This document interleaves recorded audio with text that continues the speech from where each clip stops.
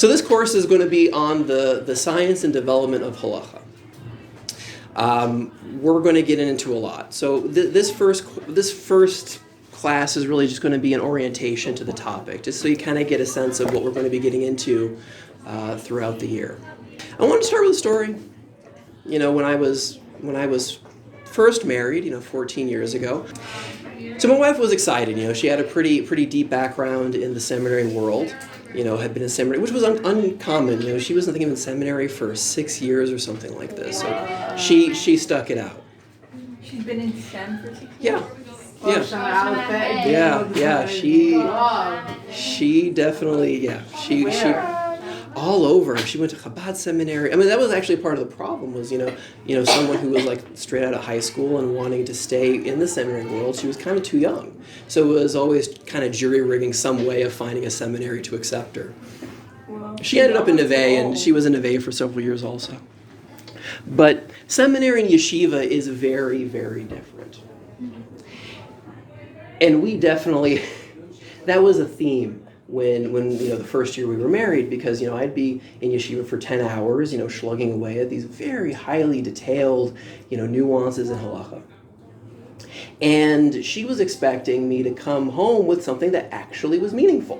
What did you learn today? So we'd sit down, she had supper ready, and she very much wanted to, support me through yeshiva.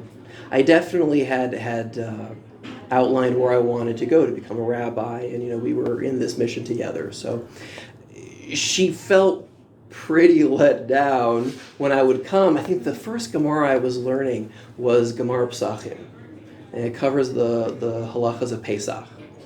And so I come home, and she said, honey, what were you learning today? And I was describing in vivid and inappropriate detail about how they give the Paschal sacrifice. How you skin the thing, and how you put the skewer in it, and where you put the guts, and you have to make a little gut hat on the thing, on the animal, you put it on it. It was horrific. You remember? Horrific. I'm sorry, we're not having lamb tonight. No, we're not.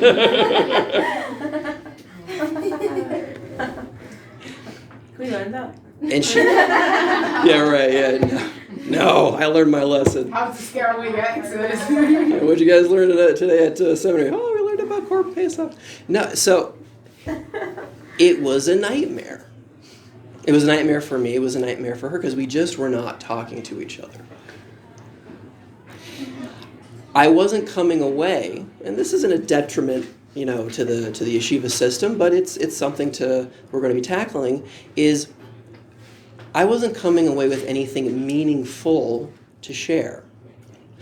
I was fundamentally missing the point of halacha. And my wife knew it, and I didn't.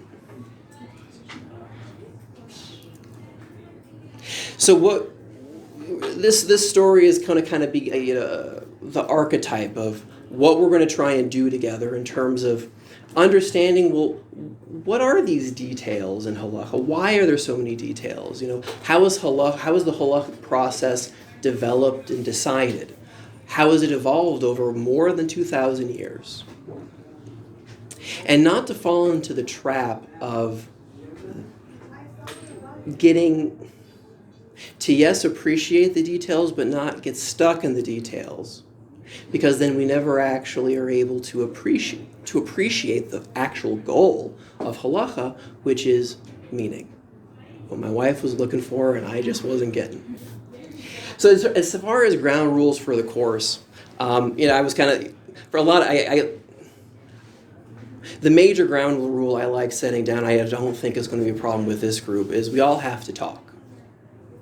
Not to put you on the spot. You're fun. Not to put you on the spot, but most people can't think without talking. That I think it's like 5% of the population can actually have a thought without verbalizing it. I think that's so not true. Yeah, you think so? I feel like the most. I think. Well, why don't you just think about that? Let's talk it out. See what we come up with. Like, why are you verbalizing that thought? Just think about it. Because I feel like when I do talk, it's so much harder to think. and it's so much harder to Yeah. think of what to say. Okay. I don't And Sure.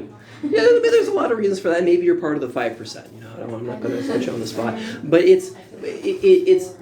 we're probably the reason why I'm bringing it up is because if we don't actually get into dialogue about what we're talking about, so I guess I end up doing a disservice to you guys because you don't really come out with anything in your hands, and it's risky because when we talk, we say stupid things. I'm going to say stupid things. Hopefully, you will say stupid things. That's actually the point I'm of so good at that. That's I'm so good at that. That's the point of talking because it's talking with people is actually testing out the ideas we have in our head. You know, when they're in our head, they sound pretty good. You know, it's like you ever have that? You ever had experience where like you have this awesome joke in your head and you tell the joke to everybody and they look at you and some kind-hearted soul tells you that was an inappropriate joke. Don't say that again. You know what I mean? Like it's the way in which we test ourselves out and discover who we are and what we're thinking about by doing it with other people. So what we're going to be trying to figure out here together is exactly, well, what are the basic mechanisms of halacha? What's the structure of halacha? We're going to try and figure out, well, how did halacha develop from Moshe Rabbeinu on to today's rabbis? And hopefully by the end of it, we're going to be able to have some sort of, like I said, some sort of structure that with all these details and all how halacha works, we're going to be able to have a system by which meaning can spring out of those details. So by the end of this course, hopefully, just to kind of give some highlights, hopefully what you guys are going to come away with are things like being able to tell the difference between, what's a Tana, what's an Amora, what's a Rishon, and what's an Achron. Why are they different? How are they different? I'm telling you, I learned Gemara. My school is mandatory for girls learning Gemara. We went to a very Zionistic, feminist. Yeah. I hated that section. Really? I love it. I don't know. We're going to try and cover, well, what are the different understandings of truth? Because fundamentally, halacha is a process of discovering truth, emes, meaning. And that's, depending upon different authorities, that meaning, what is emes, is going to be different for different rabbis. And we're going to discuss the disputes surrounding what is truth. And we're going to review different halachic mechanisms of, how do chazakas work and how do robes work and, lifnei ivers and robe. How basically these are mechanisms in halacha that simplify how we process the world around us. Because listen, like our experiences are just one mountain of data, just like attacking our perceptions, and there are ways in which halacha tries to simplify human experience to be able to come out with some sort of decision on how to act in one's life. Can you repeat that sentence? It's like tries to halacha can sometimes try to simplify. Tries to simplify our complex experiences of reality, and so these mechanisms basically do that. How would they do that? So hopefully by the end of the course, you guys we're gonna go through that. Okay. Okay. I'm ready. You're ready. Okay. halacha tries to what? Simplify complex. Tries to simplify complexity of experience to make it manageable, so you can actually navigate through the world and do something meaningful. I don't get that though, because halacha tries to simplify the complex. It's more like we're trying to simplify the halacha. Yeah, what do you mean? Halacha is the complex thing that we're trying to simplify. It's pretty complex. Not as complex as reality, How human is experience. halacha simplifying something more complex?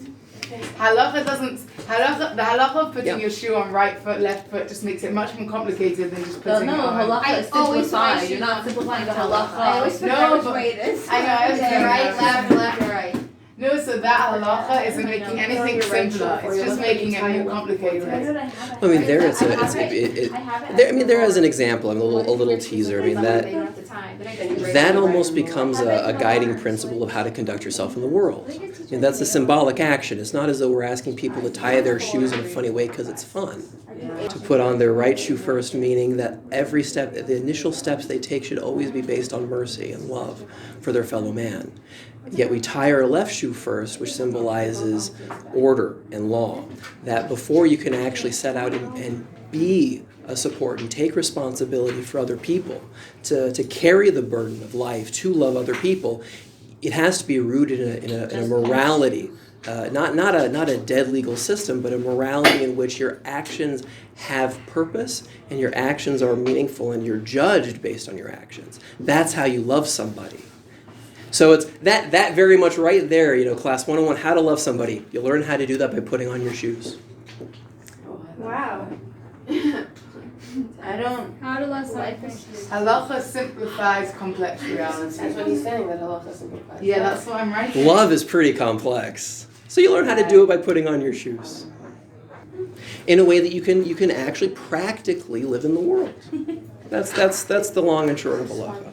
So we're definitely going to be touching on big topics in this course. Things like Hashem's love for us and suffering in the world and what is our responsibility to our fellow man. But I'm going to also try and steer clear of that, while trying not to steer clear of that, because the basic emphasis in this course is going to be how halacha itself, as it kind of was illustrating in that example, is supporting the ability for us to build meaning in our lives.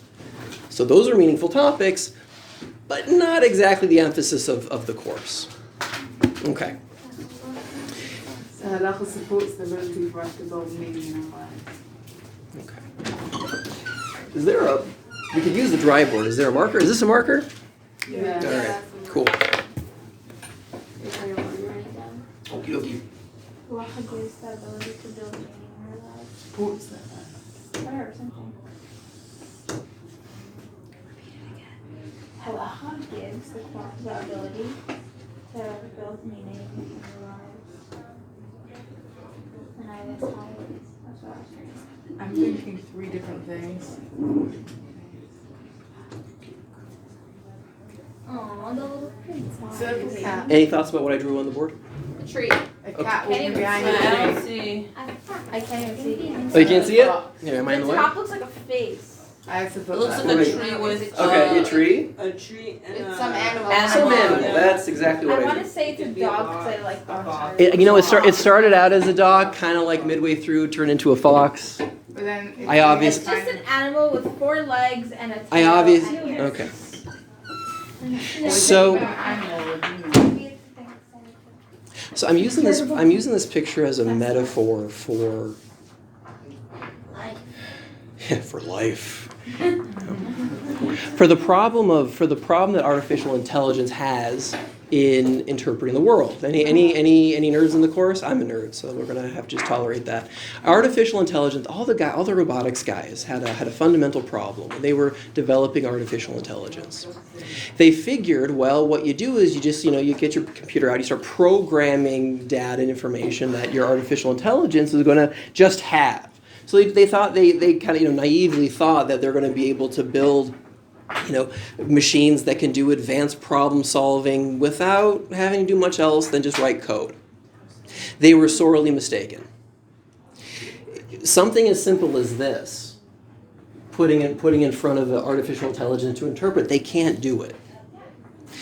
They get thrown off because, that sort of looks like a tree. If you have really good artificial intelligence, they'd be able to recognize that as a tree. But they get thrown off because they see, is this 2 objects? Is it 1 object? Is this actually 3 objects? Huh? The artificial intelligence, in the early years, wouldn't be able to interpret this picture. But you guys all got it. It's some wacky animal hiding behind a tree, right? Okay. What they ended up discovering was that they actually, in order to get around this problem for artificial intelligence, they had to build artificial intelligence bodies. They had to actually construct robots first, and then program artificial intelligence. So they were trying to plug that image into a computer Yeah. with numbers, and they couldn't. Just couldn't make sense of it. Why couldn't they make sense of it? Because you don't get the numbers. Because it's not exact. Because It's about perception. it's disembodied. Define. It's a disembodied experience of the world. What is the word disembodied? Meaning it has no body. The world is designed to be experienced with a body. That's reality. That's the physical world. And this sort of thing, they kind of thought of artificial intelligence as being able to just do it. It can just kind of make sense of the world, and who needs a body? And that's a fair assumption to begin with. But it turned out it's actually a not true assumption. To make sense of the world, you actually have to make sense of not even something as complex as that, but also concepts of love and caring and chesed. You actually need a body to figure those things out. You have to give body to disembodied information. But what was cool about it was they didn't have to improve the programming to get computers to understand stuff like this. All they had to do was give it a body. That was it. How did a body change? I don't understand. What? I don't understand how a body changed things. Yeah. Do you mean the physical parts? Mm-hmm. Physical parts. Give the robot arms and legs. Give it a head. Give it a way to move around in the world. And all of a sudden, things like this started to make sense. But what's with Can I ask what this has to do with? Yeah, that's what we're going to do. What does this have to do with halacha? Because, kind of getting back to the question of halacha and meaning, well, halacha is the body of spirituality, and there are spiritual concepts. There are things that are as real can be, like love, like caring, like taking responsibility. But those things only make sense when they get translated into a physical context, into a physical world. There's a medrash that very much describes this idea, which gets to the heart of, well, why did God create the world? Have you guys had that class? I'm sure you had that class already. Why did God create the world? Just asked that question. That's right. Why did God create the world? Literally the question. There you go. So, I mean, because honestly, well, why do we have to have physical bodies? Why can't we just be, we're all neshamas. Why can't our neshamas just be hanging out with God and that's it? Same problem. That Hashem was showering us with love. He created us. Our neshamas were basking in the divine love, and didn't get it. We couldn't understand what the devil was going on. What ended up happening, says the Medrash, is that we started to develop a complex. A little paranoia. Why is God doing this? A little fear. Maybe this will stop. A little insecurity. I don't deserve any of this. In the Lashon of Chazal, they call it Nahama de Kisufa, the bread of embarrassment. God was giving, and simply put, we just didn't feel why. It was painful to be loved so much by God. So God's solution, just like our friends with artificial intelligence, said these neshamas ain't getting it. We need to build them bodies. We need to build them a world. We need to create a stage, a context, where now they can actually physically interact with these spiritual ideas, like love, and understand them. And that hopefully throughout their lives, they will be challenged constantly with learning these ideas. And then, hopefully, by the end of their life, when they come back to God, they'll be able to appreciate that God actually loves you. Won't be embarrassed, because we'll have developed an understanding of what that means here. Simply put, our neshama is able to figure this picture out. That's the connection between the AI and this.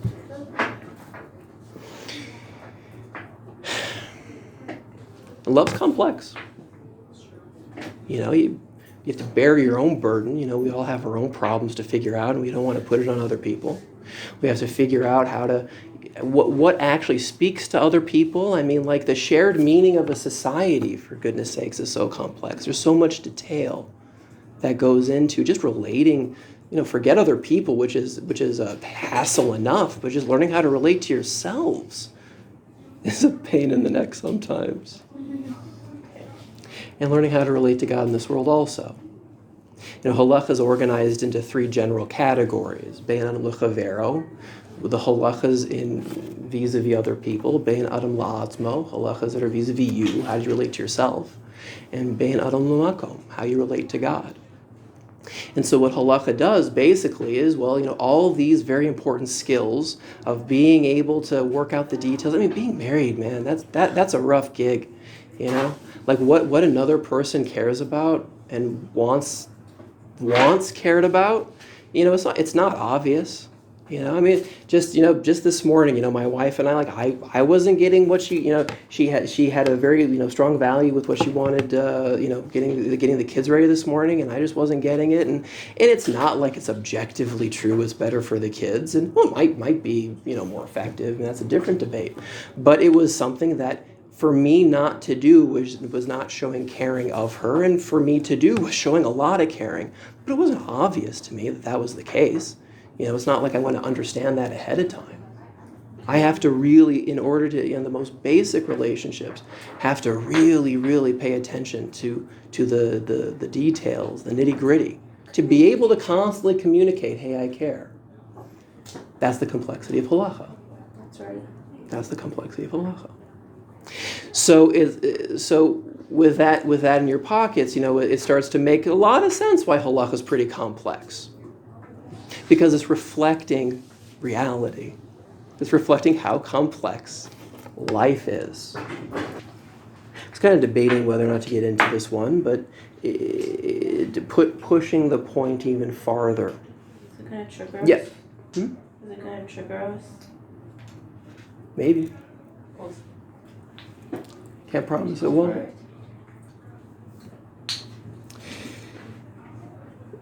This theme runs through halacha even as far as when it comes to this idea of divine retribution. Is that going to be triggering? What does that mean? God punishing people. What's going on with that? Isn't a punishment? It could be a kapara. Yeah, okay, so it's There are all, different explanations for There's it. all these fun Punishments things. are also subjective. You don't know what's a punishment and what's just Yeah, part how of do we know your what's good? And sorting out the details is above my pay grade. I'm not getting into that broad. Exactly. So how do we know? But the maybe nature what of we look at as punishment and bad is really good. What was your quote today about all the bad in your life is actually just preparing for Everything you're going through. it's basically all the bad in your is life is just preparing you for what you asked for. Yeah. So subjectively for all you know. So I mean, all these things are above my, like I said, above my pay grade. But the basic principle that I wanted to share is that it is a dramatic misconception to think that that God's hanging out there just ready to potch everybody. That's not how divine punishment works. Wait a second. So I'm Yeah. just trying to still write a line before the halacha. Yeah. Halacha is still very complex because it's a reflection of the complexity it's trying Of to reality that it's trying to simplify. Because if that's my definition, I mean, then I have to kind of resolve onesh. I have to resolve, what does punishment mean then? Because that doesn't really fit into my theory thus far. That's the challenge to my theory. A lot of different Rishonim tackled this question, and the basic consensus is that God's not up there deciding who's been naughty, who's been nice, and giving everybody pashes. Santa Claus. Like Santa Claus, right? He's got a list. Conversation before. But let me ask you. I mean, has anyone touched a hot oven? What? Yes. Yeah. Wait, did you? What? Yeah. You ever touch a hot oven? I've had boiling hot water poured on me. Oh, that's horrible. Yeah. Have you ever? I Did- touched the My brother stove. just slowed. Did it hurt? No. My cousin accidentally spilled the hot water. It burned. Did it hurt? So I got blisters everywhere. It hurt. All Right. over my feet. When I was 2 years old, I think I don't remember this. My parents were barbecuing, and so I was running around pretending to be an airplane, whatever it was, and touched the grill, and so my whole arm had been burned. It was wrapped My for Lord. seeing some of my baby That reminds pictures me of just that breaks one. my heart. So we all intuitively you never hear anybody having a problem with if they touch something hot that they get burned. No one has a philosophical argument against that. No one's up in arms. The word no one.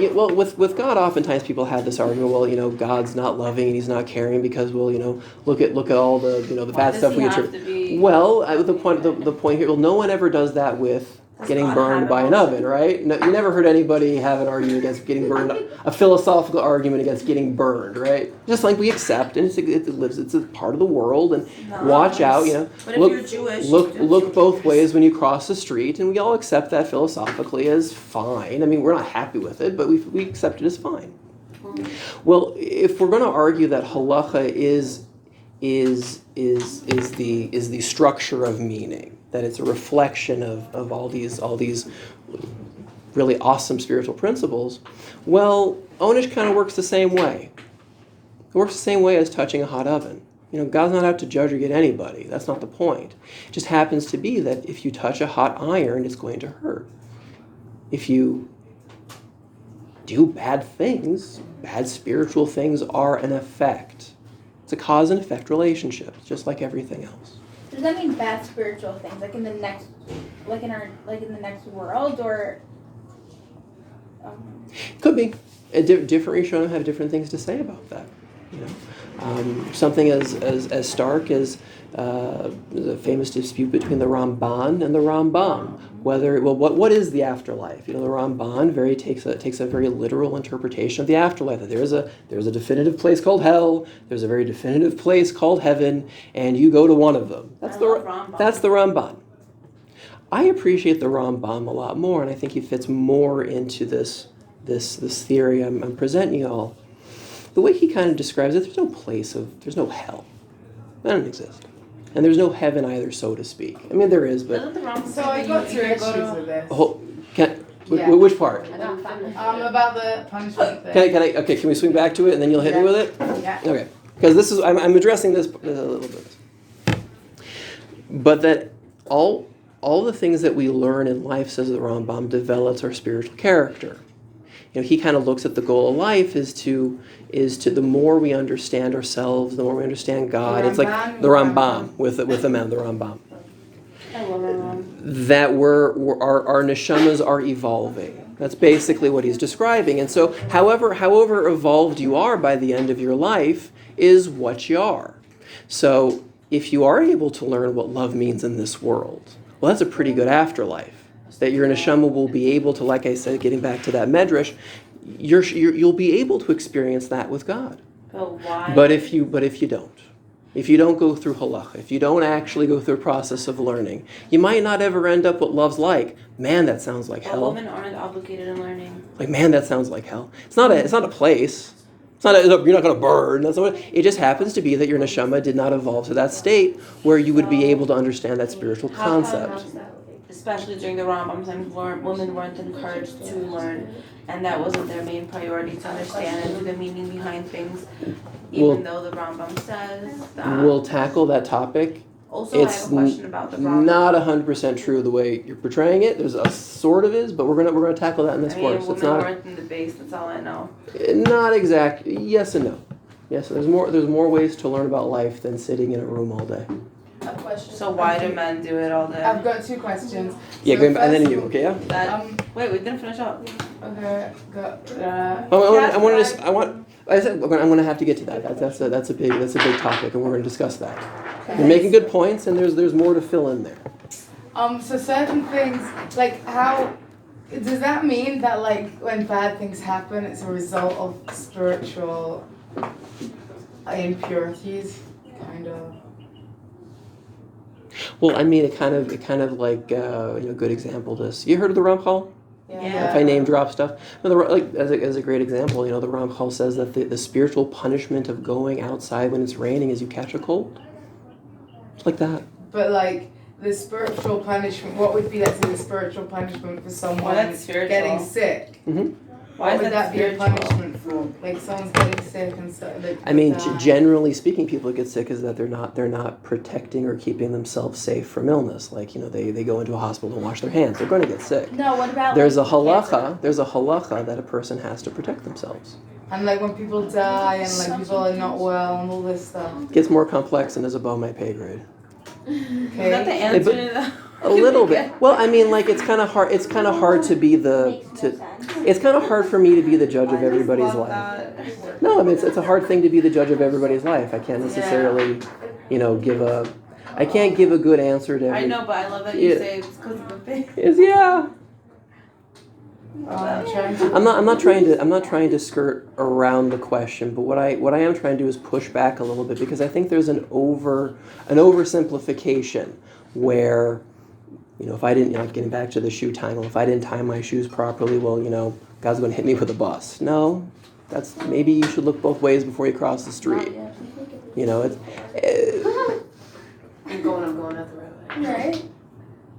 and I don't know. I mean, as far as spiritual illness, there's a lot of different.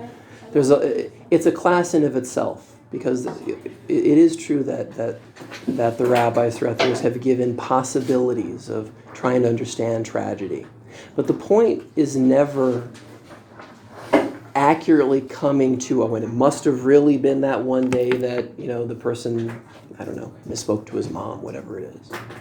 But it's instead trying to present a different way of relating to the world, that there's meaning going on around us, and that the primary way of being able to not just survive life, but to actually get something out of life that's worth anything, is to constantly ask the question, why me, and how can I learn from this? So it's never going to be that anyone can ever give you a really good answer why anybody suffers. People suffer, and it's terrible. That's my answer. People suffer, it's terrible. But the point's not so much arriving at an answer, but learning how to hold it. As a therapist, people come in with horrible stuff. I mean, my day job is not fun. And I have yet to help anybody by giving them an answer why their mother treated them the way they did, or why they have the particular, why do they have bipolar disorder? Man, I don't know. But what ends up happening is that just the same way that Chazal try and give a map of meaning to understand suffering, to hold it, that's the only way people heal from those sorts of things. You never end up knowing why a person has any mental illness. You only learn how to hold it and to live a little bit more bravely and courageously in life. And that's the point of all the fun statements of Chazal of why this person suffers and why this bad thing happens. It's not to answer the question, but it's more learning how to live with the question. Is that a better answer than it's above my pay grade? Yeah. I hope so, yeah. You said that the goal in life basically is for afterwards when we die is to appreciate that God really did love us, and that we form a connection with him. But what happens when God gives a person so many challenges that it affects the way they do love or the way they see things, that they can't appreciate it, and then by the time they come back they just couldn't do it because of all the things that happened. They couldn't figure out how to love properly, let's say.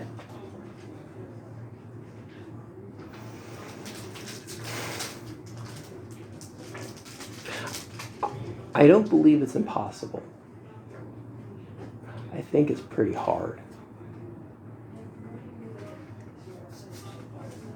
I mean, the way I kind of relate to that question, I have a client who suffers from borderline personality disorder. You guys are familiar. That is you do not want. That's a hard one. It's basically, imagine going through life living without skin. That's basically the disorder. It's exquisite emotional pain. Everything, it doesn't just hurt. If someone looks at you the wrong way, it doesn't just hurt a little bit. It hurts a lot. It hurts so much that self-harm is preferable as a distraction. So when you ask that question, I think about those sorts of people. That's their life. And those people come back from that.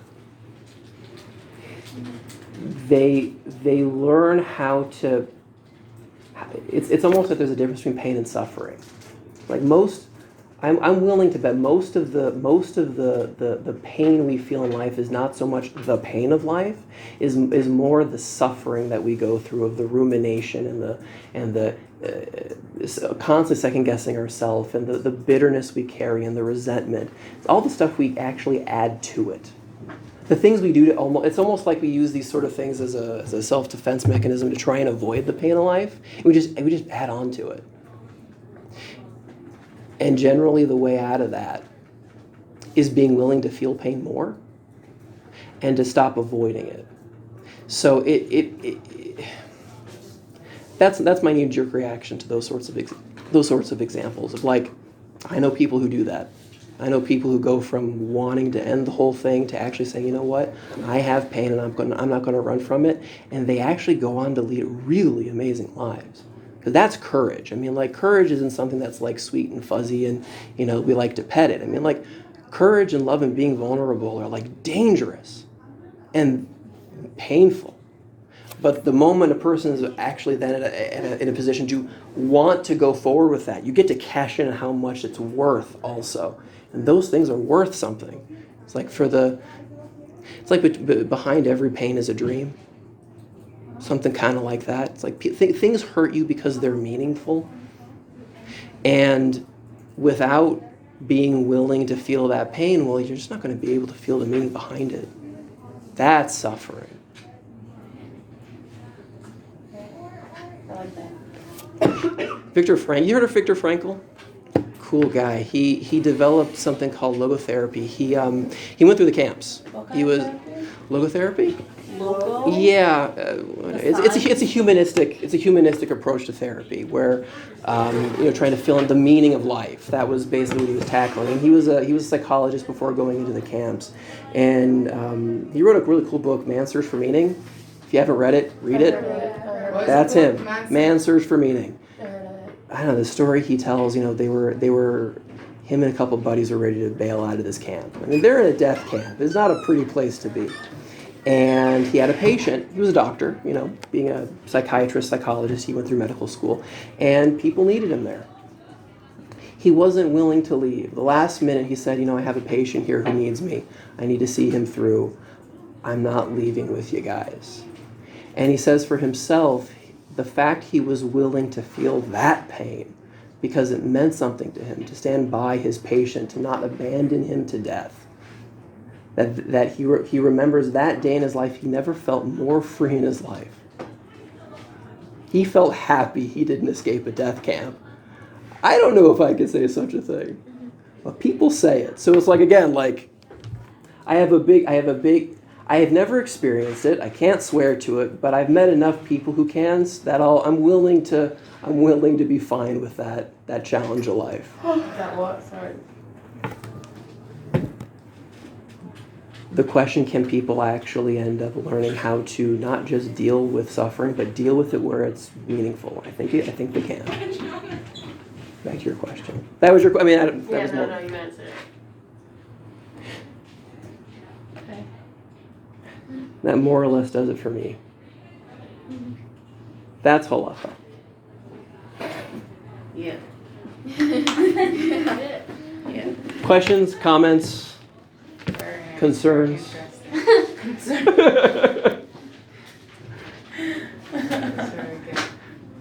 you. Thank you. Thank you. You're going to take it easy. Thank you.